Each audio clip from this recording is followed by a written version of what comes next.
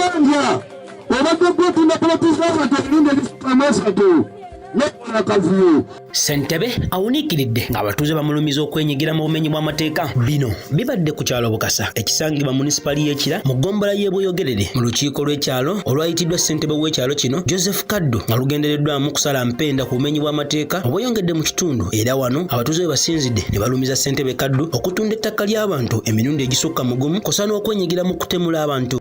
Abasajja bano buli babeera ebyenfuna banoonyereza ttaka gye bajja tukulya nga ffe abalasita ogera n'akawona ababbi n'akawona ebiso baali baagala kuntwalako piki naye Katonda n'azza bibye piki n'ebalema. Kulanja obadde gwetunda politics abantu ebirunde ebisatu n'akavuyo katata ebintu byonna ne bisiba ku ffe ebyo ffe twabimanyiira naye si n'omusembayo Katonda abamanyi amazima.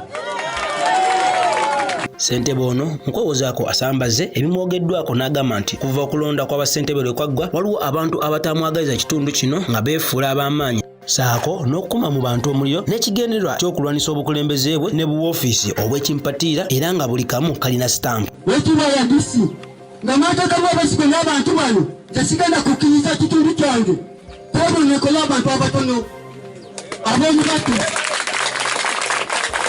kaba abasiba mbayise mwenna tukwatire wali okutereeza Bukasa ne bannayuganda bonna kubanga ekitundu kino mukama wange kirimu abantu abavubuka baabamanyi mu bwamaanyi. Ngenda kugayiza eggulo nnabagiri nagenze yasazemu abantu bana endagaano nnya nagenze kitereeza owekitiibwa mu RDC bavubuka abantu bankumye bukumi.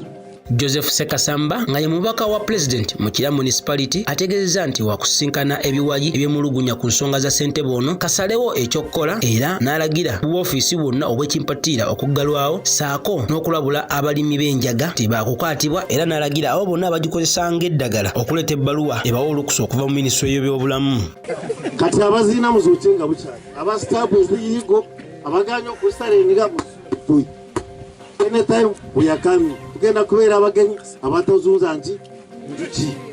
Niyonzima Celestine OC wa poliisi y'Ekira kossa n'atwala ebyokulinda ku lukiiko lw'ekyalo balopedde RDC olw'enjaga esuse mu kitundu kino kyabagambye nti kyekiviiriddeko obumenyi bw'amateeka okweyongera kossa n'ekibba ttaka ekyoyongedde mu kitundu kino. Land grabbing, politics and marijuana. Tugezezaako okulwanyisa obumenyi bw'amateeka mu ngeri y'enjaga. Naye ebintu bikyaganye abanywi b'enjaga wano bangi kakati tugenda kukola decisions nga 3 wano tukusaba RDC otuyambe nga chairman LC1 nga bwe yagambye waliwo obuoffice obutategerekeka nga tunava wano tusooke tubugale. Oluvannyuma olukiiko olutwala ekitundu lusazeewo okuwandiika abatuuze bonna mu kitundu kye bagambye nti kye kiyinza okukendeeza ku bumenyi bw'amateeka mu kitundu. Ku lwa MRU TV Kasozi Abdul.